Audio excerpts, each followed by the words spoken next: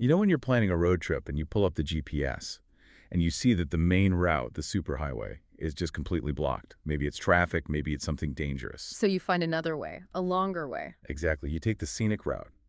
Well, imagine doing that 3,500 years ago. The superhighway was called the Way of Horus, connecting Egypt to Canaan.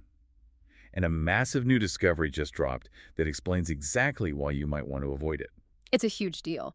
The Egyptian Ministry of Tourism and Antiquities just announced the full excavation reports for a fortress in the North Sinai at a site called Tel El Karuba.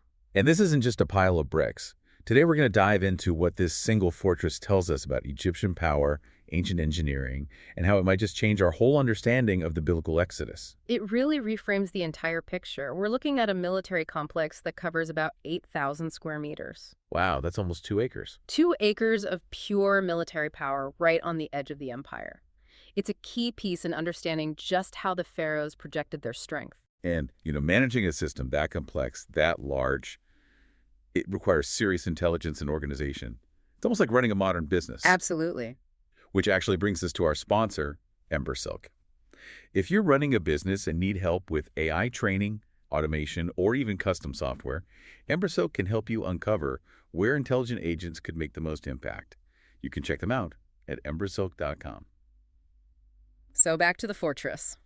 In the foundation, the archaeologists found what you'd call a smoking gun. Okay. It was a pottery handle.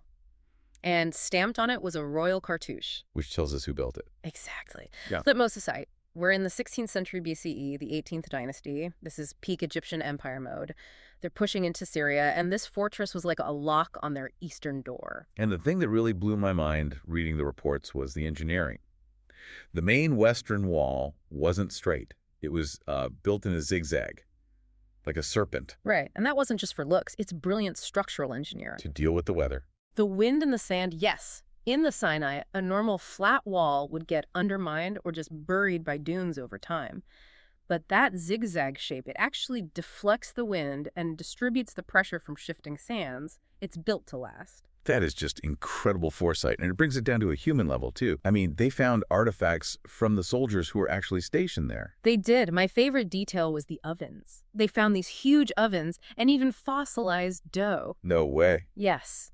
They were baking fresh bread right there in the desert for a garrison of what we estimate was probably 400 to 700 men. So this wasn't some remote, starving outpost. They were well supplied. And well connected. They found volcanic rock that was imported all the way from Greece. So even out here, they were part of a huge trade network. Okay, so let's put it all together. You have a massive, brilliantly engineered fortress. It has a huge garrison of well-fed soldiers, 11 towers, and is part of this chain of forts. And that's the Ways of Horus. It wasn't an open road, it was a gauntlet, a heavily controlled, militarized zone. Which brings us to the biblical connection. The book of Exodus says something very specific about this route, doesn't it? It does. Exodus 13.1 sim. It says God did not lead the Israelites along the way of the land of the Philistines, which scholars agree is the Ways of Horus, so they wouldn't see war and turn back. And this fortress is the war. It's the physical proof of what they would have faced. Precisely. This changes the story. It's no longer just about wandering in the wilderness. It's about a clear tactical decision to evade a military superpower. You couldn't march a large group of people, of families, past a fortress like this. It would have been impossible.